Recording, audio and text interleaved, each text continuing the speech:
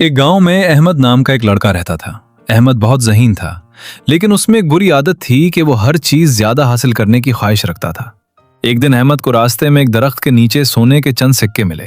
वो बहुत खुश हुआ और उन्हें उठा लिया। अहमद ने सोचा कि अगर उसे यहाँ कुछ सिक्के मिल सकते हैं तो शायद और भी मिल जाए। उसने पूरा दिन इसी जगह खुदाई करना शुरू कर दी। खुदाई करते करते वो थक गया, लेकिन उसे मजीद सिक्के ना मिले। इसी दौरान अहमद का दोस्त अली वहां से गुजरा। उसने पूछा, तुम क्या कर रहे हो? अहमद ने बताया कि उसे यहाँ सोने के सिक्के मिले थे और वो मजीद ढूंढ रहा है। अली मुस्कुराकर बोला, अहमद, जो तुम्हें मिल गया है उस पर खुश होना चाहिए, ज्यादा लालच करना अच्छी बात नहीं। अहमद ने दोस्त की बात पर गौर किया।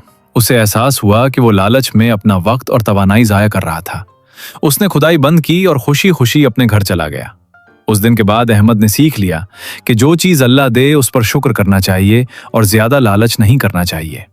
सबक: लालच इंसान को नुकसान पहुंचाता है, इसलिए हमें हमेशा कनात और शुक्रगुजारी से काम लेना चाहिए।